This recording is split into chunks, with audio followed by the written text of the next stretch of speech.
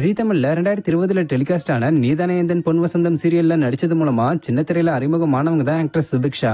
இவங்க 2022ல கொற்றவை என்ற ஒரு படத்துல நடிச்சிருக்காங்க. இதை தொடர்ந்து திருப்பியும் இவங்க ஜீ தமிழ்ல டெலிகாஸ்ட் ஆன ரஜினி என்ற ஒரு சீரியல்ல நடிச்சிருக்காங்க. இப்படி இவங்க இன்னும் தொடர்ந்து பல சீரியல்கள்ல நடிச்சுக்கிட்டு வராங்க. இந்த நிலையில ஆக்ட்ரஸ் சுபிக்ஷா ரீசெண்டா அவினாஷ் வாசுதேவன்ற ஒரு பிசினஸ் மேன ரெண்டாவதா திருமணம் பண்ணிருக்காங்க.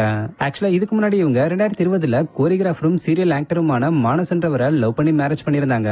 ஆக்டர் மானஸ் வந்து சுபிக்ஷா மாதிரி சில படங்கள்ல நடிச்சிருக்காரு, சில படங்களுக்கு கோரியோகிராஃபராவும் ஒர்க் பண்ணிருக்காரு. இப்ப இவரு சன் டிவில டெலிகாஸ்ட் ஆகிட்டு வரக்கூடிய செவ்வந்தின்ற சீரியல்ல நடிச்சுக்கிட்டு வராரு. ஆக்சுவலா ஆக்ட்ரஸ் ஆலியா மானஸாவை தெரிஞ்சவங்களுக்கு கண்டிப்பா இவரையுமே தெரிய வாய்ப்பு இருக்கு. ஏன்னா இவங்க ரெண்டு பேரும் தான் முதல்ல லவ் பண்ணிக்கிட்டு வந்தாங்க. ஒரு நிலையில இவங்க ரெண்டு பேரும் மேரேஜ் பண்ணிப்பாங்கன்னு தான் எல்லாரும் நினைச்சாங்க. பட் அவங்களுக்கு இடையில ஏற்பட்ட கருத்து வேறுபாட்டினால ரெண்டு பேரும் பிரிஞ்சு ஆக்ட்ரஸ் ஆலியா மானஸா கூட நடிச்ச ஆக்டர் சஞ்சுவை லவ் பண்ணி மேரேஜ் பண்ணிக்கிட்டாங்க. அப்புறம் ஆக்டர் மானஸ் வந்து ஆக்டர் சுபிக்ஷாவை லவ் பண்ணி மேரேஜ் பண்ணிக்கிட்டாரு. பட் இவங்களுடைய திருமண உறவு ரொம்ப நாள் நீடிக்கல. ஒரு சில வருடங்கள்லயே டிவோர்ஸ் பண்ணிக்கிட்டு பிரிஞ்சிட்டாங்க. இந்த நிலையில ஆக்டர் சுபிக்ஷா ரீசெண்டா கேரளாவை சேர்ந்த தொழிலதிபர் அவினாஷ் வாசுதேவன்றவரை ரெண்டாவதா திருமணம் பண்ணிருக்காங்க.